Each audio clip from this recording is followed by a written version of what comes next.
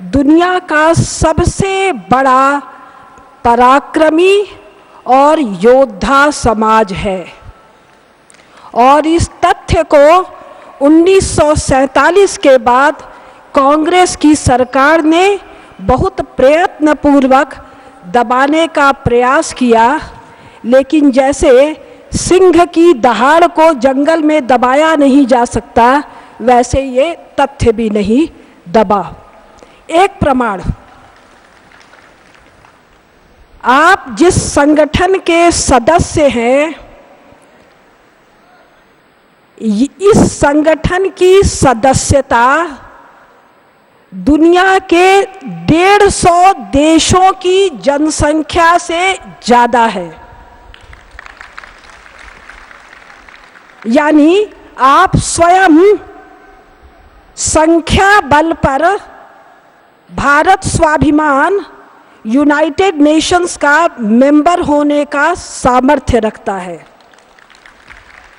और ये पराक्रम और पुरुषार्थ ऐसे भारत में जहाँ की केंद्र सरकार और राज्य सरकार भारत के पराक्रम और पुरुषार्थ को दबाने के लिए सबसे बड़ा तामझाम बना रखी है, वहाँ के एक युवा सन्यासी ने अपने संकल्प बल से किया। भारत स्वाभिमान का गठन कब का है? युवा भारत और 2-3 साल बाद, यानी अभी 1 दशक भी नहीं हुआ। और भारत का ये पौरुष है, ये पराक्रम है कि एक युवा सन्यासी ने, यानी जिसने जो संसार से वीतराग है, उसने संकल्प किया तो सिंहों के इस देश में वैसा बड़ा संगठन खड़ा हो गया जो दुनिया में अभी न है और न कभी था। एक और आंकड़ा, आपने प्रथम विश्व युद्ध और द्वितीय विश्व युद्ध का नाम सुना होगा, जिसमें जर्मनी ने इंग्लैंड और फ्रांस पे चढ़ाई किया था और उनको रौंद देने की कामना की थी।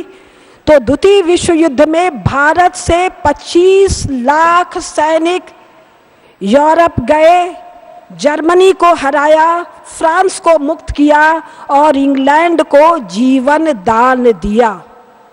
भारत की कांग्रेस सरकार ने क्या कभी आपको ये तथ्य जानने दिया? आपको छोड़िए, आप तो युवक हैं, अपने पिताजी से पूछिएगा, माताजी से पूछिएगा, ताऊ जी और दादाजी से पूछिएगा, यानी 2-3 पीढ़ियों तक को इस कांग्रेस सरकार ने ये तथ्य नहीं जानने दिया कि भारत दुनिया का सबसे बड़ा योद्धा समाज है। एक आंकड़ा है ब्रिटिश मिलिट्री का, करीब 100 साल पहले का, कि भारत के 20% पुरुष अपनी जीविका सैन्य कर्म से कमाते हैं। यानी भारत का 20% पुरुष वर्ग, यानी भारत की 10% जनसंख्या सैन्य वृत्ति से अपनी जीविका पाती है। ये तथ्य हमको नहीं पता। हमको ये तथ्य भी नहीं पता कि हर किसान का एक बेटा खेती करता है, एक वाणिज्य करता था और एक बेटा युद्ध में नियमित रूप से भाग लेता था। कांग्रेस ने नहीं बताया तो कोई बात नहीं। इस देश में 1947 के बाद अनेक देशभक्त संगठन हुए, अनेक संगठन देशभक्त हुए, लेकिन उन सब ने विद्या की उपेक्षा की। और विद्या की उपेक्षा के कारण न उन्हें विश्व का सत्य ज्ञात रहा, न उन्हें भारत का सत्य ज्ञात रहा, और वो उस गाने के पीछे ढपली बजाते रहे, साबरमती के संत तूने कर दिया कमाल, बिना खड्ग बिना ढाल। 25 लाख तो अंग्रेजों की रक्षा के लिए भारत की सीमाओं के बाहर 39 में गए 1945 तक रहे, जिनको लेकर सुभाष बाबू जापान बर्मा के रास्ते भारत आए थे और अंग्रेजों को यहाँ से भागना पड़ा, क्योंकि उस सेना का मुकाबला करना अंग्रेजों के वश का नहीं था। किन परिस्थितियों में? जबकि न सुभाष बाबू के पास और न उस सेना के पास भारत की राष्ट्रीय संपदा का समर्थन था तब। और सेकेंड वर्ल्ड वॉर के इतिहास में लिखा है कि उस सेना ने जो युद्ध किया, आज़ाद हिंद फौज ने, और मुझे पता है इसमें एक बालक मुझसे मिलने आया जिसके दादाजी कल मिलने आया था, जिसके दादाजी झज्जर का लड़का है, आज़ाद हिंद फौज में युद्ध किए थे और सेकेंड वर्ल्ड वॉर में जर्मनी जाकर युद्ध किए थे। और मुझे निश्चित विश्वास है आप लोगों के परिवार में जितने यहाँ 15,000 लोग बैठे हैं, कम से कम 100 बच्चे और बच्चियाँ ऐसी होंगी जिनके परिवार के लोगों ने सेकेंड वर्ल्ड वॉर में युद्ध किया। मैं ये बातें आखिर कह क्यों रही हूँ? आखिर ये बातें मैं क्यों बता रही हूँ? मैं ये जो बातें बताने जा रही हूँ सुन के आपके रोंगटे खड़े हो जाएंगे। अब थोड़े से आंकड़े, थोड़ा अपने दिमाग में दुनिया का नक्शा कीजिए। 1947 में भारत का ये स्वरूप आया। 1947 के पहले 13 अगस्त 1947 तक 14 अगस्त 1947 तक पाकिस्तान बांग्लादेश हमारा था, ठीक है। अफगानिस्तान, नेपाल, बर्मा तक 20वीं शताब्दी में भारत का अंग था। इस पूरे भूभाग को यदि देखें, यानी अफगानिस्तान, पाकिस्तान, भारत, बांग्लादेश, नेपाल, बर्मा भी छोड़ दीजिए और श्रीलंका, तो ये क्षेत्र लाखों साल से, महाराज जी के शब्दों में कितने करोड़ कितने लाख साल से, क्योंकि भारतीय कालगणना ऐसा कहती है। और यूरोपीय जो लेटेस्ट रिसर्चेज आए हैं उनके अनुसार कम से कम 50,000 साल से 100 साल पहले तक दुनिया ऐसी ही थी जैसी 100 साल पहले थी। यानी 100 साल पहले तक अंग्रेजों और कांग्रेस के कुचक्र के तुरंत पहले तक भारत दुनिया का सबसे बड़े क्षेत्रफल का राष्ट्र था। कब तक? 100 साल पहले तक। 6 नए राष्ट्र आए हैं जिनको मैं अननेचुरल राज्य कहती हूँ। कौन कौन? यूनाइटेड स्टेट्स ऑफ अमेरिका, ये कोई देश नहीं है। यूरोप के भागे हुए लोग वहाँ रहे, यूरोप के क्रिमिनल्स जहाज़ों में लाद लाद के भेजे गए, वहाँ के लोगों को मार काट के ख़त्म किया और एक बड़े भूभाग पर कब्जा कर लिया, उसको कहते हैं अमेरिका। ये एक अस्वाभाविक राज्य है, नेशन स्टेट, और ये टूटने वाला है। ये मैं नहीं कह रही हूँ, हंटिंगटन का साक्ष्य है। हंटिंगटन ने जो क्लैशेस ऑफ सिविलाइजेशन लिखा है, यदि इसके प्रीफेस में लिखे तो उस फॉरेन सेक्रेटरी की चिंता है यूएसए नहीं रहने वाला है 21वीं शताब्दी में, कुछ तो करो। यानी ये अस्वाभाविक राष्ट्र जो 400 साल पहले जो जहाँ लोग जाना शुरू किए, 200 साल पहले जो अस्तित्व में आया, ये नष्ट होने वाला है। दूसरा अस्वाभाविक राज्य यूएसएसआर, जिसको रूस कहते हैं, इसका एक विखंडन तो हो चुका है और जिस एशिया के हिस्से में वर्तमान रूस फैला हुआ है वो तो हमारा था, हम हिंदुओं का था, हम हूणों का था, हम मंगोलों का था। 2 शब्द नोट कीजिएगा, हूण, मंगोल, मंगोलिया। रूस का जो विस्तार इधर दिखता है, ये पूरा विस्तार 19वीं और 20वीं शताब्दी का है। तो वर्तमान में भी भारत से बड़ा जो दूसरा क्षेत्रफल की दृष्टि से नेशन स्टेट है रूस, ये भी टुकड़े टुकड़े टूट रहा है। जिस दिन हमारी विजय वाहिनी, जिस दिन हमारे योद्धा अपने स्वाभाविक क्षेत्र में फैलेंगे, ये सिकुड़ेगा। 2, तीसरा ऑस्ट्रेलिया जो नेशन स्टेट अभी बना है लेकिन देश के रूप में तो कभी था ही नहीं। 3, चौथा ब्राज़ील, ब्राज़ील का ये जो सीमाएं हैं ये अभी हाल में खींची गई हैं, ब्राज़ील नाम का कोई देश इसके पहले नहीं था। 4, पांचवा चीन, चीन तो जो प्रशांत महासागर की तरफ एक पेट ऐसे निकला हुआ है, महाराज जी कपालभाति करवाते तो सिकुड़ के सीधा हो जाता, ये जो पेट निकला हुआ है ये पेटा ही तो चीन है। इस अगर आप ज्योग्राफिकल नक्शा देखेंगे तो ये प्रशांत महासागर बह रहा है, इसमें जो पेटा निकला हुआ है यही चीन है। नेशनल ज्योग्राफिक की साइट पर चले जाइए, नेट पे चले जाइए, शेष सब तो पहाड़ है, पठार है, रेगिस्तान है, और ये तो हमारे रथों के दौड़ने का कुरुक्षेत्र है। इसको उत्तर कुरु कहते हैं। कहाँ पर? महाभारत में। महाभारत कब लिखा गया? अभी से 5000 साल पहले, पुरानी बात नहीं है। और हमारा रामायण, वाल्मीकि रामायण में इस पूरे प्रदेश का वर्णन है उत्तर कुरु के रूप में। तो चीन का वर्तमान स्वरूप तो जवाहरलाल नेहरू की कृपा से हुआ है। तिब्बत तो 1947 के बाद तक चीन का हिस्सा नहीं था, और सेकेंड वर्ल्ड वॉर में जापान जैसा थोड़ा सा देश चीन को, ये एक भद्दा शब्द है फिर भी कहना आवश्यक है, चीन की राजधानी थी नानकिंग। नानकिंग में जापान वालों ने जो किया वो इतिहास के पन्नों में रेप ऑफ नानकिंग कहा जाता है। एक छोटे से देश जापान ने सेकेंड वर्ल्ड वॉर में चीन की ऐसी की तैसी करके रख दी थी। क्या आप कल्पना कर सकते हैं कि देश की राजधानी छोड़िए जी, हमारे प्रदेश की किसी राजधानी में आज भी, जबकि हमारी सेनाएं 13, 14, 15 लाख के आसपास सिकोड़ दी गई हैं, कोई देश आकर ऐसी घटना कर जाए कि इतिहास में उसको रेप ऑफ लखनऊ या रेप ऑफ पटना कहा जा सके?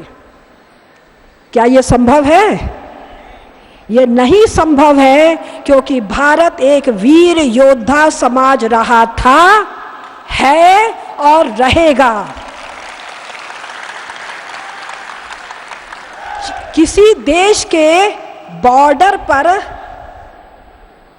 सीमाएं मजबूत की जाती हैं जिससे कि शत्रु आक्रमण ना करे। चीन में जो बड़ी दीवार है, जिसको महान दीवार कहते हैं, उसको नक्शे में देखिए, चीन के बीच से गुजर रहा है। उस दीवार के उत्तर में मंगोलिया है, हम हैं। अब इसकी कहानी हम बाद में बताएंगे। मंगोलिया है, उससे रक्षा के लिए ये चीन है। तो चीन 5वां अस्वाभाविक राष्ट्र है, जिसका वर्तमान स्वरूप तिब्बत पूरा दे दिया, मंगोलिया इसने ले लिया, भारत ने विरोध नहीं किया। और इसका ये स्वरूप एक हिंदू सम्राट ने, जिसने चीन को विजय किया था, चंगेज खान का 13वीं शताब्दी में दिया हुआ स्वरूप है। तो जो मैं तथ्य कह रही थी, 1947 के पहले या 20वीं शताब्दी तक के शुरुआत तक, 19वीं शताब्दी के अंत तक भारत क्षेत्रफल की दृष्टि से दुनिया का सबसे बड़ा राष्ट्र था। कब से? अनंत काल से, 125 साल पहले तक। एक बात, भारत अभी जनसंख्या की दृष्टि से, यानी बाहुबल की दृष्टि से, दुनिया का, पाकिस्तान बांग्लादेश तो 50 साल पहले गया है, पाकिस्तान बांग्लादेश को जोड़ लें तो दुनिया का सबसे अधिक बाहुबली राष्ट्र है। दो बात। तीसरी बात, ये जो सबसे बड़ा स्वाभाविक राष्ट्र है, क्योंकि अनंत काल से भारत नामक एक देश की चर्चा, भारत नामक एक राष्ट्र की चर्चा भारत के भीतर होती रही है और भारत के बाहर होती रही है। ये जो कोलंबस, वास्को डिगामा, ये सब निकले हैं किसको खोजने? इंडीज को खोजने। सिकंदर कहाँ से सोना पाने निकला है? इंडीज को ढूंढने। लेकिन आप 250 साल के पहले के किसी पुस्तक में यूएसए का नाम नहीं सुनेंगे, यूएसएसआर का नाम नहीं सुनेंगे, चीन का, ब्राजील का, ऑस्ट्रेलिया का नाम आप नहीं सुनेंगे। तो जो पहली एक बात मैंने बताई, भारत दुनिया का सबसे बड़ा क्षेत्रफल और बाहुबल की दृष्टि से सबसे बड़ा राष्ट्र था। इसको कट करने का काम किया है कांग्रेस की सरकार ने। कब? आज से 60-66 साल पहले अंग्रेजों के साथ मिलके, और अंग्रेज भारत के एक हिस्से में फैले हैं 1860-62 के बाद। यानी कुल 150 साल में, लाखों साल के इतिहास में, या यूरोपियंस के अनुसार कम से कम 50,000 साल के इतिहास में, केवल 150 साल में भारत की सीमाओं में छेड़छाड़ हुआ है। एक बात। दूसरी बात, आर्थिक दृष्टि से भारत के कमर छोड़िए, कंधा, कमर, फिर ठेवनी, ठेवनी जानते हैं ना, घुटना, भारत के घुटने तक दुनिया का कोई देश कभी नहीं रहा है। जो यूरोप के आंकड़े हैं उनके अनुसार भारत दुनिया का 25% से ज़्यादा, ध्यान रखिए, पूरी दुनिया के 1/4 से ज़्यादा खेती, उद्योग, व्यापार, लिखिए, खेती, उद्योग, व्यापार, व्यापार में दोनों, देशी व्यापार और अंतर्राष्ट्रीय व्यापार, ये कौन करता था? भारत।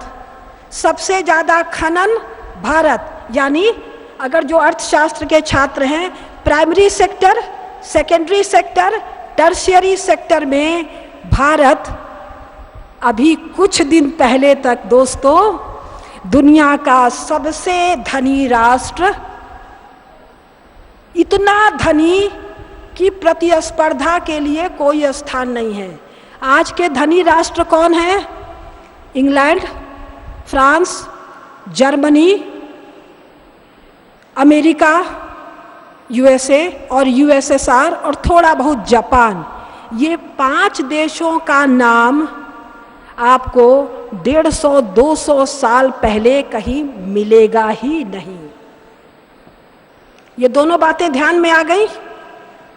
ये सभी राष्ट्र, जो 5 है, इंग्लैंड, फ्रांस, जर्मनी, ये जो बने हैं, जो कुछ भी बने हैं, ये औपनिवेशिक लूट से बने हैं। मतलब अफ्रीका, एशिया और लैटिन अमेरिका के देशों को जो इन्होंने 70 या 100 साल में लूटा, उस लूट के आधार पर ये धनी बने हैं। कितने दिन के लिए? 100-150 साल के लिए। जब आप पर जर्मनी जो 1860 में बना है, यानी 200 साल भी नहीं हुआ है जिसको बने, 1860 में बना हुआ जर्मनी जब 1914 में आप पर आक्रमण करता है तो आप छितर जाते हैं, और आपकी रक्षा के लिए सेनाएं कहाँ से जाती हैं? आपके घर से, आपके घर से, आपके घर से।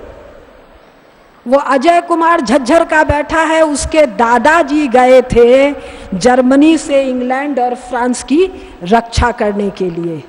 ये बात समझ रहे हैं? ये इतना लूटा, फिर भी इसकी क्या हालत है? अभी अखबार में एक आइटम आया था दैनिक जागरण के पिछले पन्ने पर, इंग्लैंड की पार्लियामेंट के रंग रोगन के लिए, पुरानी वाली पार्लियामेंट के रंग रोगन के लिए उसको होटल में के रूप में किराए पर दिया जाता है। आप कल्पना कर सकते हैं क्या, भारत की संसद के रंग रोगन के लिए उसमें कैबरे हो, उसमें शादी हो और उसके किराए से उसका रंग रोगन हो? आप कल्पना कर सकते हैं?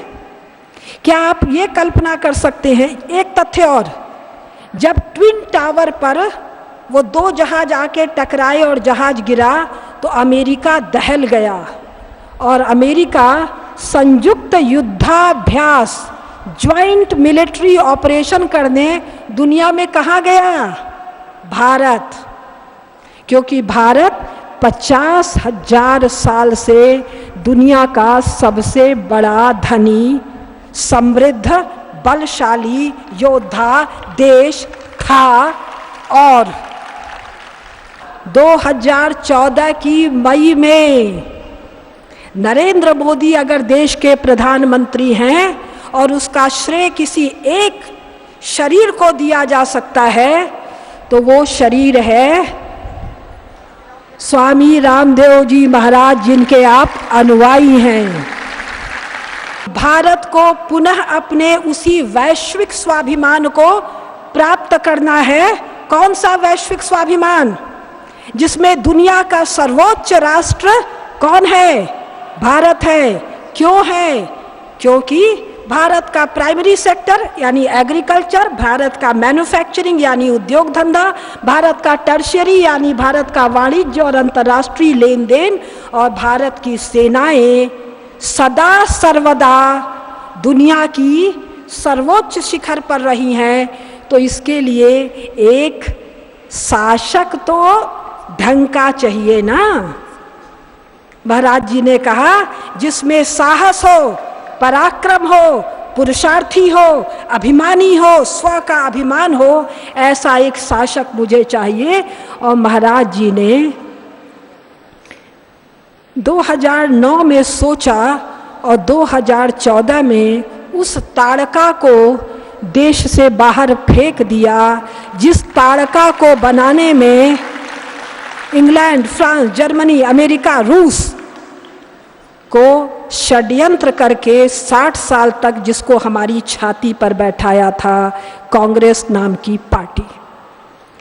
तो अब जो मेरा विषय है उस पर मैं आ रही हूँ, वैश्विक परिदृश्य, वर्तमान वैश्विक परिदृश्य में भारत का उदय और हमारा पुरुषार्थ। तो वैश्विक परिदृश्य ये है, इंग्लैंड, फ्रांस नेपथ्य में जा चुके हैं। नेपथ्य आप समझते हैं ना, ये स्टेज होता है, स्टेज पर एक एक्ट होता है, एक्ट खत्म होता है तो पर्दे के पीछे चले जाते हैं। इंग्लैंड और फ्रांस नेपथ्य में जा चुके हैं। रूस और अमेरिका का सेकेंड वर्ल्ड वॉर के बाद उदय हो चुका है। जर्मनी को England, France, Holland, Spain, Portugal और साथ साथ रूस कभी उभरने नहीं देगा, क्योंकि अगर जर्मनी उभरता है तो इंग्लैंड, फ्रांस और रूस पुनः जर्मनी के गुलाम देश हो जाएंगे। और इस बार बचाने आप लोग तो नहीं जाओगे, दादाजी गए थे, शायद किसी के ताऊ जी गए थे, लेकिन हम इंग्लैंड और फ्रांस को बचाने के लिए अपना खून देने नहीं जाएंगे। हम अपना खून देंगे भारत माँ की विजय वाहिनी युद्ध चतुरंगणी सेनाओं को दुनिया में घुमाने के लिए। तो पहली बात, इंग्लैंड, फ्रांस, जर्मनी दो नेपथ्य में जा चुके हैं। ये दोनों रूस के साथ मिलकर जर्मनी को आगे बढ़ने नहीं देंगे। 3 देश आउट, ऑस्ट्रेलिया, ब्राज़ील कहीं एग्जिस्ट नहीं करते हैं। और यूएसए अपने आंतरिक विखंडन से कितना परेशान है, इसको थोड़ा सा भी जानना हो तो आप हंटिंगटन की पुस्तक है क्लैशेस ऑफ सिविलाइजेशन, इसके शुरू के 10-20 पन्ने पढ़ लीजिए। यानी जो वैश्विक स्टेज है, जो विश्व का रंगमंच है, ये खाली है नायक के उदय के लिए। और ये खाली कब से हो रहा, ये खाली हो रहा है ऐसा प्रतीति 20वीं शताब्दी के शुरुआत में, यानी आज से 100 साल पहले यूरोप के मेरे जैसे स्कॉलर्स को होने लग गया था। और इस कारण यूनाइटेड नेशन जब बना, यूनाइटेड नेशन क्यों बना? जो काम हम युद्ध से कर रहे हैं, कौन? इंग्लैंड, फ्रांस, जर्मनी, रूस और अमेरिका, जो काम हम युद्ध से कर रहे हैं उस काम को, यानी दुनिया के संसाधनों को अपने कंट्रोल में रखने का काम हम निगोशिएशन टेबल पर करेंगे, हम बातचीत से करेंगे। इसमें यूनाइटेड नेशंस में एक सुरक्षा काउंसिल है, आप लोग जानते हैं, सिक्योरिटी काउंसिल, सुरक्षा परिषद। इसका सदस्य बनाया गया चीन को, भारत को नहीं। किस चीन को? जिसकी राजधानी को जापान रेप कर रहा है। यानी दुनिया का या एशिया का जो अत्यंत हीनावस्था में पड़ा हुआ देश है, उसको तो स्थायी सदस्य बनाया, भारत को नहीं। क्यों? सिंह को यहाँ खुला छोड़ दें तो सिंह क्या करेगा? तो सिंह का तामझाम पहना कर एक ठो सियार को छोड़ दें तो काम चलेगा। अगर सिक्योरिटी काउंसिल में भारत रहेगा तो भारत होगा दुनिया के सर्वोच्च शिखर पर। इसलिए भारत को रोकने के लिए भारत के अंदर जो राजनैतिक जो व्यवस्थाएं की गई, जहाँ पर कि उसको अपने स्मृति का, अपने श्रेष्ठ महाबली होने के 50 साल पहले के तथ्यों का भी ध्यान न रहे। तो अब ये जो वर्तमान में यूनिपोलर वर्ल्ड है, जिसमें अमेरिका अकेला है, अमेरिका दुनिया भर से संसाधन ले रहा है और संसाधन में लेने के कारण जो विरोध हो रहे हैं, उन विरोधों को सैन्य शक्ति से जो रोक रहा है, 10, 20, 25, 30 साल का कुल मामला है। यानी रूस टूट चुका है, अमेरिका टूटने वाला है। तो इंटरनेशनल जो पंडित हैं वो कह रहे हैं विश्व रंगमंच पर 2 महाशक्तियों का उदय हो रहा है। एक महाशक्ति है भारत और दूसरी महाशक्ति है चीन। चीन का उदय नहीं होगा, भारत का उदय होगा। इसके बारे में हम आपको मोटा मोटी 4-5 तथ्य बता रहे हैं, ज़्यादा नहीं। चीन कृत्रिम नेशन स्टेट है। नेशन मतलब राष्ट्र, स्टेट मतलब राज्य। चीन एक आर्टिफिशियल नेशन स्टेट है। चीन के 5 टुकड़े होने की भविष्यवाणी लगातार इंटरनेशनल फॉरेन पॉलिसी जर्नल्स में हो रही है। एक चीन में जो कम्युनिस्ट शासन है, इसकी एक घटना हम बताएं। टाइनामन स्क्वायर, आप लोगों ने सुना होगा, छात्रों ने विद्रोह किया और उनको टैंकों से रौंद दिया गया। ये हम तो जानते हैं, चीन के युवा नहीं जानते हैं। चीन में इतनी भयंकर सेंसरशिप है कि चीन के युवा नहीं जानते हैं कि चीन के भीतर क्या हुआ। यानी युवाओं को देश की सच्चाई से दूर रखा गया है। वहाँ कोई भागवतावतार नहीं हुआ है, वहाँ कोई भागवत अवतार नहीं हुआ है, वहाँ कोई स्वामी रामदेव जी महाराज नहीं है जो सरकार के विरोध में खड़े होकर देश के युवा को, देश के प्रौढ़ को, देश के बच्चों को देश के बल और देश की कमजोरी के बारे में बताएं और अपने दम पर 5 करोड़ लोगों का संगठन खड़ा कर दें।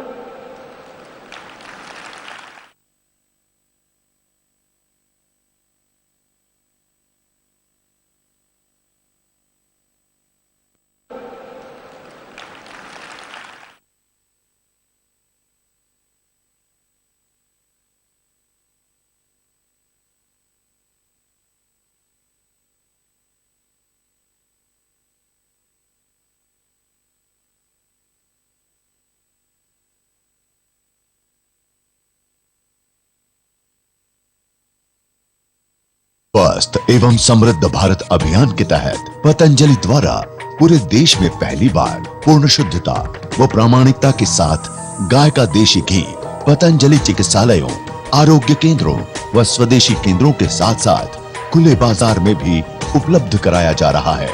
संस्थान गो आधारित डेयरी उद्योग को बढ़ावा देकर किसानों के जीवन में समृद्धि एवं 125 करोड़ लोगों को उत्तम स्वास्थ्य देने के अभियान को पूर्ण करने के लिए कृत संकल्पित है।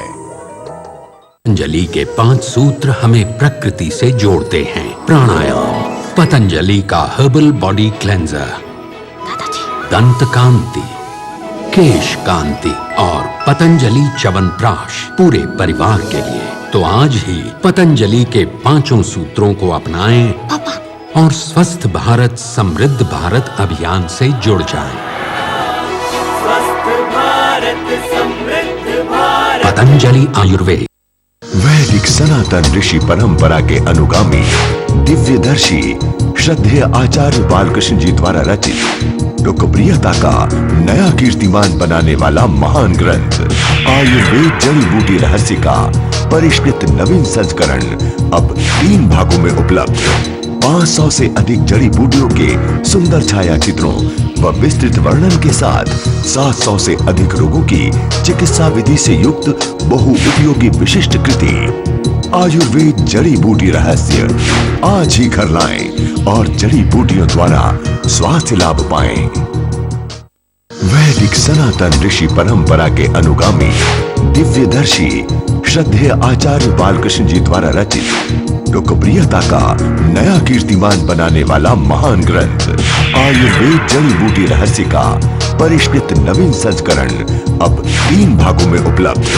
500 से अधिक जड़ी बूटियों के सुंदर छाया चित्रों व विस्तृत वर्णन के साथ 700 से अधिक रोगों की चिकित्सा विधि से युक्त बहुउपयोगी विशिष्ट कृति आयुर्वेद जड़ी बूटी रहस्य आज ही घर लाएं और जड़ी बूटियों द्वारा स्वास्थ्य लाभ पाएं।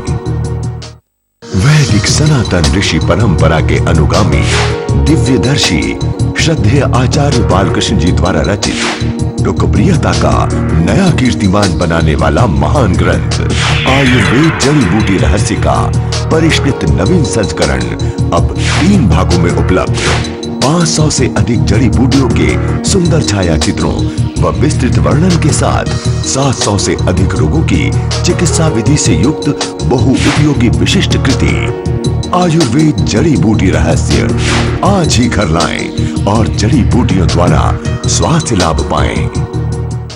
वैदिक सनातन ऋषि परंपरा के अनुगामी दिव्यदर्शी श्रद्धेय आचार्य बालकृष्ण जी द्वारा रचित लोकप्रियता का नया कीर्तिमान बनाने वाला महान ग्रंथ आयुर्वेद जड़ी बूटी रहस्य का परिष्कृत नवीन संस्करण अब 3 भागों में उपलब्ध।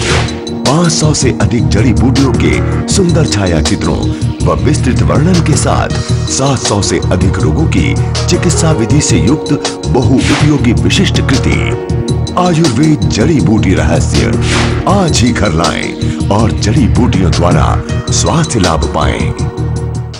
वैदिक सनातन ऋषि परंपरा के अनुगामी दिव्यदर्शी श्रद्धेय आचार्य बालकृष्ण जी द्वारा रचित लोकप्रियता का पतंजलि के 5 सूत्र हमें प्रकृति से जोड़ते हैं। प्राणायाम, पतंजलि का हर्बल बॉडी क्लेंजर, दंत कांति, केश कांति और पतंजलि च्यवनप्राश पूरे परिवार के लिए। तो आज ही पतंजलि के 5 सूत्रों को अपनाएं और स्वस्थ भारत समृद्ध भारत अभियान से जुड़ जाएं।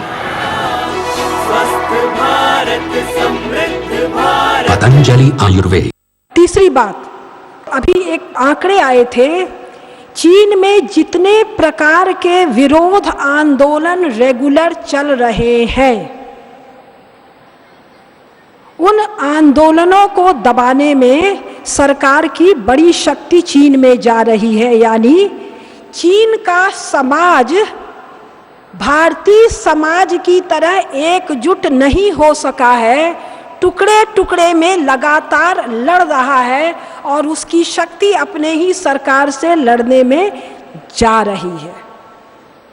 ये बात हो गई।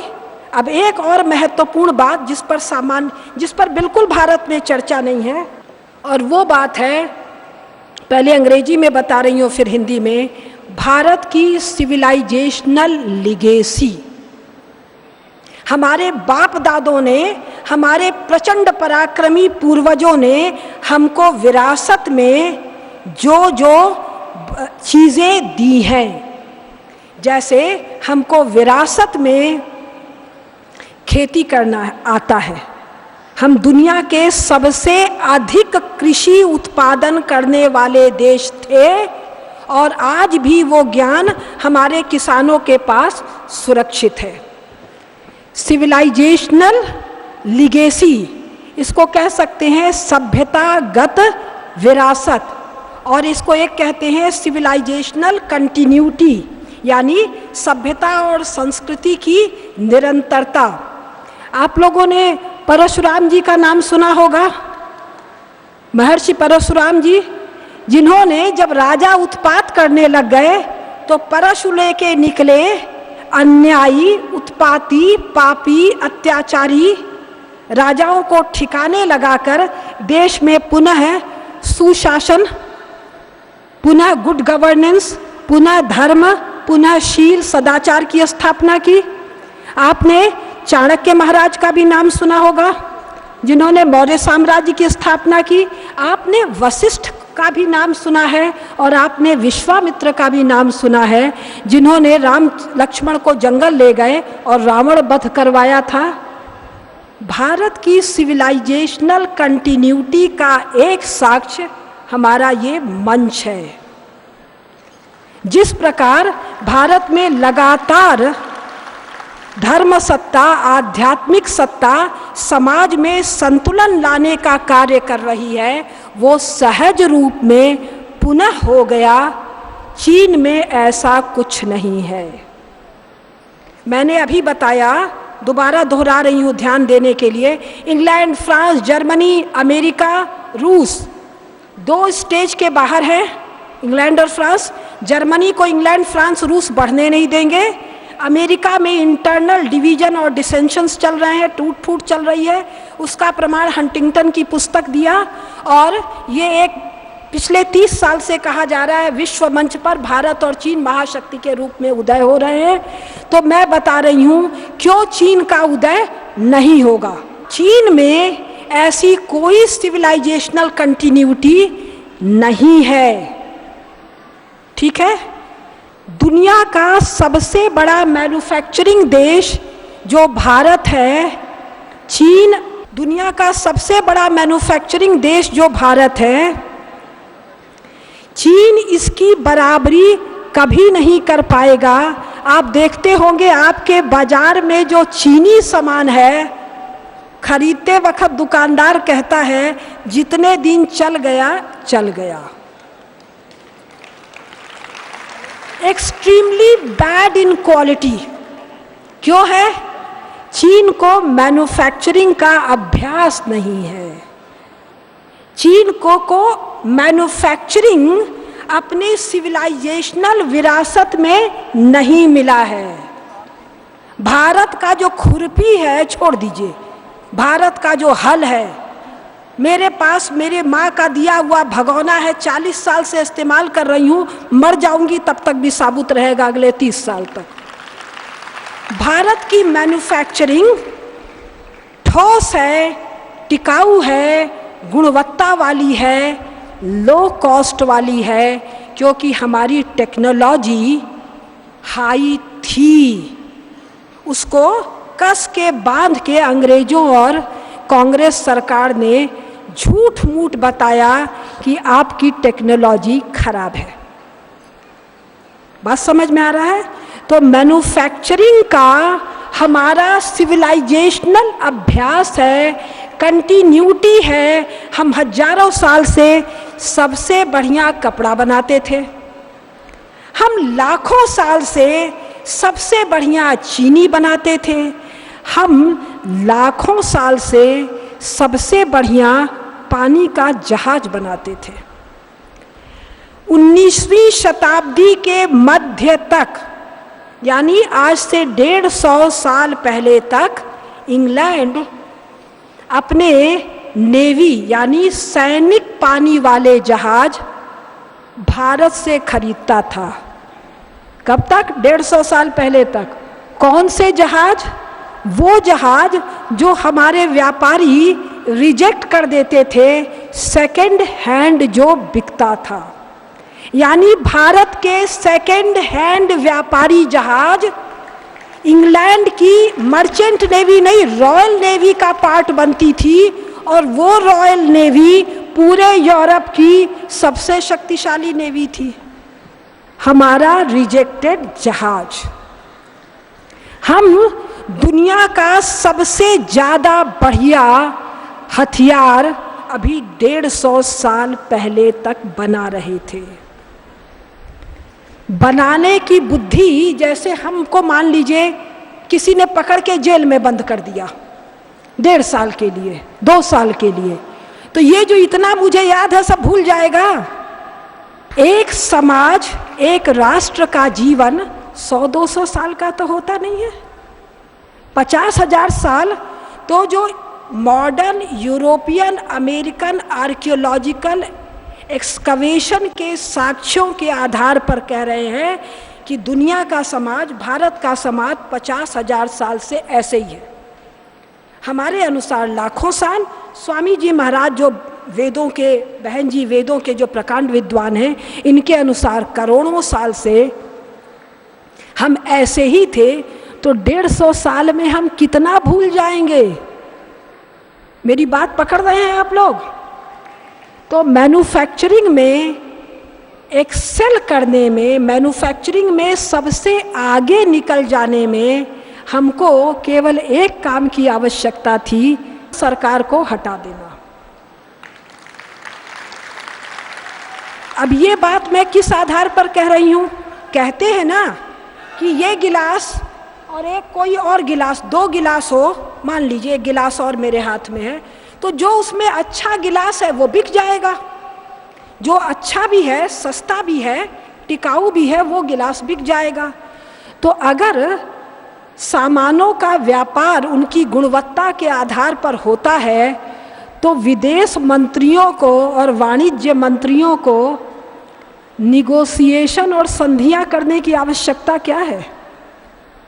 और आप लोग बराबर सुनते हैं ना कि भारत का विदेश मंत्री, भारत का वाणिज्य मंत्री, पाकिस्तान के वाणिज्य मंत्री, तो चीन के वाणिज्य मंत्री, तो फलाने के, तो ढेकाने के वाणिज्य मंत्री से वार्ता कर रहा है। क्यों वार्ता कर रहा है? देखो जी, तुम्हारा गिलास अच्छा तो है, हमारा गिलास खराब तो है, लेकिन हम 1 लाख गिलास सप्लाई करेंगे, इसमें 10,000 गिलास का पैसा तुम्हारे पॉकेट में, 90,000 हमारा घटिया गिलास तुम देश में बिकवा दो, और तुम्हारे यहाँ जो अच्छा गिलास बनता है उस पर इतना टैक्स लगा दो, वो इतना महंगा हो जाए कि भारतीय बाजार में नहीं बिक सके।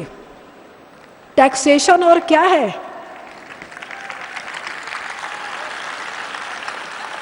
टैक्सेशन और क्या है? क्यों नेहरू जी को जरूरत पड़ी कि भारत की आर्मामेंट इंडस्ट्री में प्रेशर कुकर बनेगा? जो भारत दुनिया को हथियार सप्लाई कर रहा है, सरकार को टांग अड़ाने की क्या जरूरत है? उद्योगपति बना रहा है, बिकेगा तो बिकेगा, नहीं बिकेगा तो नहीं बिकेगा, घाटा खाएगा। तुम क्यों बीच में घुसे आ रहे हो?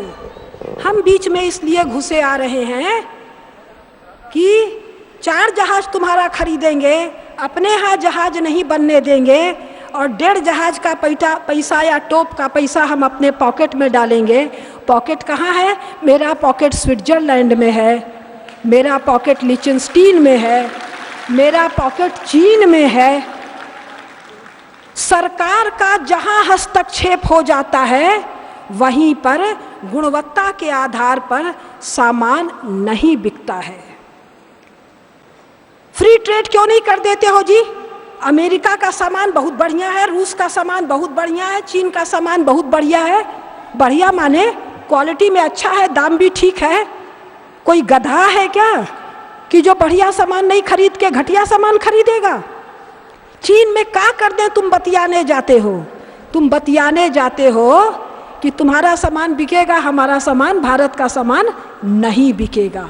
यानी कि भारत की जो सिविलाइजेशनल एक्सीलेंस है मैन्युफैक्चरिंग में, उसको काट, ठीक है।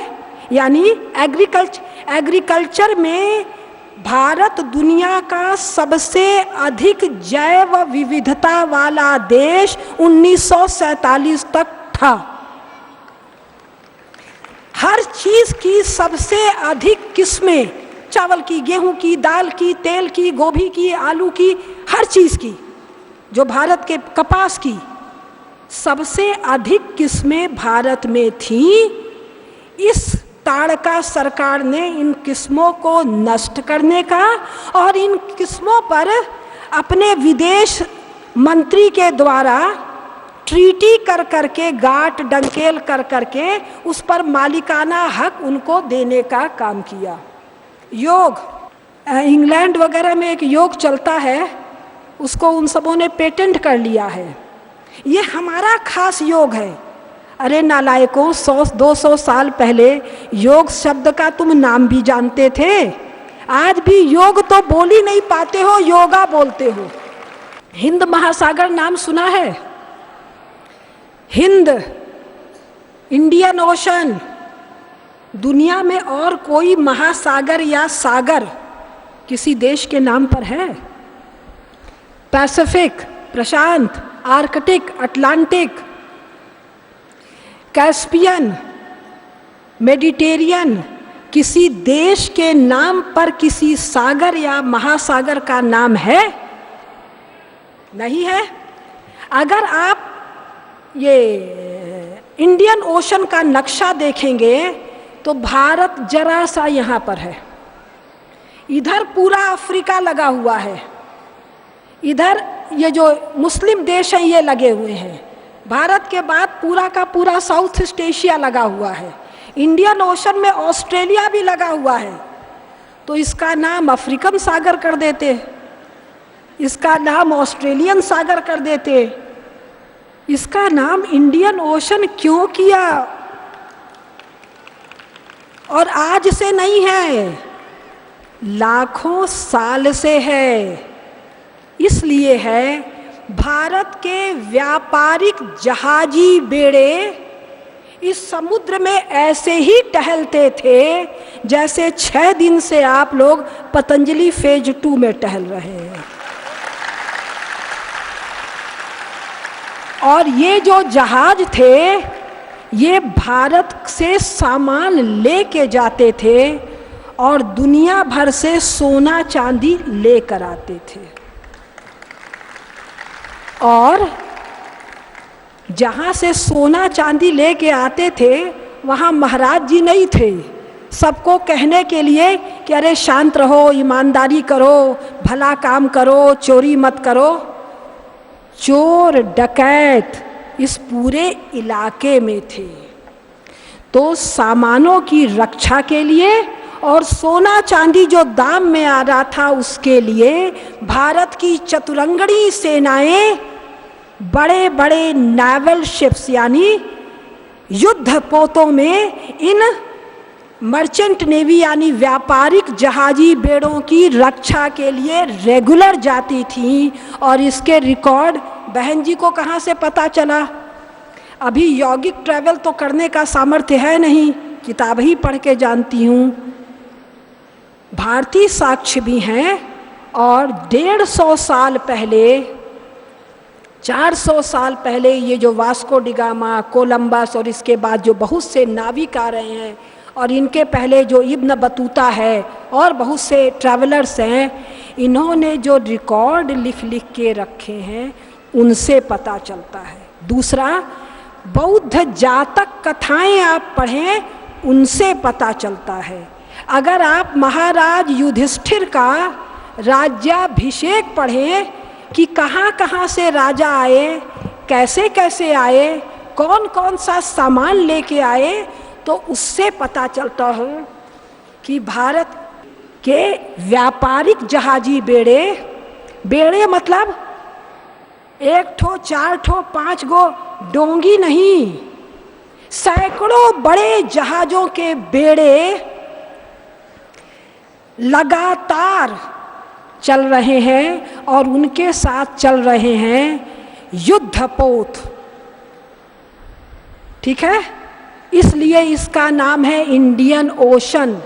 इसलिए आपने एक देश का नाम सुना होगा इंडोनेशिया, एक कभी और सुना होगा इंडो चाइना। सुना है ये नाम सब? हिंदेशिया भी कहते हैं इसको। तो इस पूरे इलाके में जो हम ट्रैवल कर रहे थे, और एक साक्ष्य और देने का मन कर रहा है, 13वीं शताब्दी यानी 50,000 साल नहीं, करोड़ों लाखों साल का किस्सा कहानी नहीं, कल की कहानी, वास्को डिगामा के 150 साल पहले की कहानी। समस्त साउथ ईस्ट एशिया में भारत के साम्राज्य हैं।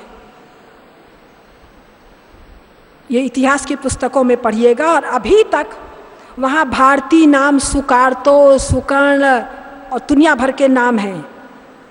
तो जब आप साम्राज्य बना रहे हैं तो ये सब मीठा मीठा बोल के हो जाएगा।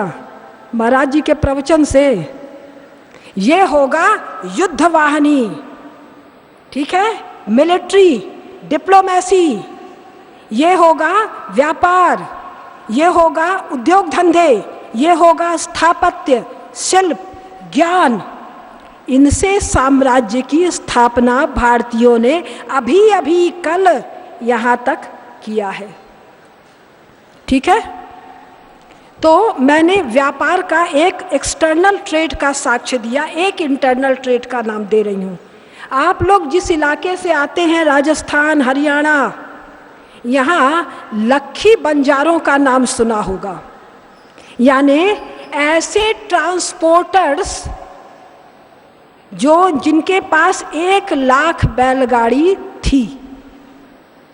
ठीक, 1 लाख। अभी एक मैंने रिकॉर्ड पढ़ा है 1870-72 में दक्षिण भारत में 65 की 72,000 बैलगाड़ियां जा रही हैं, और एक विदेशी ने रिकॉर्ड किया है। अब आप कल्पना कीजिए कि 1 लाख बैलगाड़ी चल रही है, तो बैलगाड़ी पहिए से चलेगी ना, और पहिया भी लकड़ी वाला, तो उसको चलने के लिए जो सरफेस चाहिए वो स्मूथ चाहिए ना, उसी को तो सड़क कहते हैं। 1 लाख बैलगाड़ी है तो 2 लाख बैल हैं, 1 लाख गाड़ीवान है, एक आदमी और तो 1 लाख और है सहायक, और थोड़ा बहुत स्टेपनी वाला टायर रखते हैं ना, 4 टायर में 1 टायर, तो 2 लाख बैल में 10-20 हज़ार स्टेपनी का भी तो बैल चाहिएगा। और ये सब सामान लाद के जब सड़क पर चल रहे हैं, तो इन सड़कों पर कितनी बड़ी स्टोरेज, हॉस्पिटैलिटी, सराय, होटल, खाना पीना, पानी लाद के तो नहीं चलेंगे। 1 लाख बैल का भूसा तो लाद के नहीं ना चलेंगे, सामान लादेंगे कि भूसा लादेंगे। 1 लाख आदमी का बर्तन लादेंगे। तो इंटरनल ट्रेड कितना बड़ा था, इसका एक नन्हा सा उदाहरण, राजा का नाम होता है ना, बड़ा बड़ा लंबा लंबा नाम, टाइटिल होती है। तो राजा की जो सबसे महत्वपूर्ण टाइटिल थी वो होती थी उत्तरा पथ स्वामी, उत्तर के पथ का स्वामी, दक्षिणा पथ स्वामी, पश्चिम में क्या कहते हैं, उस पथ का स्वामी। ये हजारों लाखों साल से भारत में सड़कों का जाल बिछा हुआ था, जिससे इंटरनल ट्रेडिंग होता था, और हर शहर में एक नगर सेठ था और जगत सेठ थे। जगत सेठ जिनकी हुंडियाँ दुनिया के अलग अलग इलाकों में अंग्रेज को, फ्रेंच को, डच को, पोर्चुगीज को अभी 150-200 साल पहली है। सूरत का एक व्यापारी Virji Vora east India company के साल भर के सारे ट्रेड को, वो एक ही बार आते थे, एक हुंडी से खरीद लेता था, सूरत का एक व्यापारी। और ऐसे 10-20 हज़ार व्यापारी इस देश में अभी 100 साल पहले तक थे। और ये जो सिविलाइजेशनल कंटिन्यूटी है, इसी के कारण आपका लक्ष्मी निवास मित्तल आर्सेलर खरीद लेता है।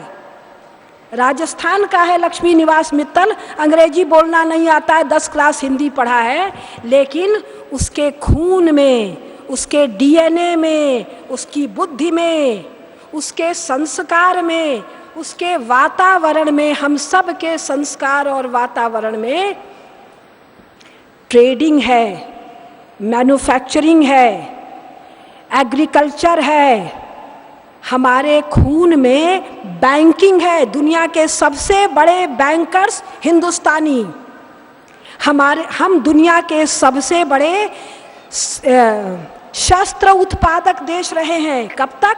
150 साल पहले तक। अंग्रेज फौज लेकर आए थे क्या? डोंगी में बैठ के आए थे।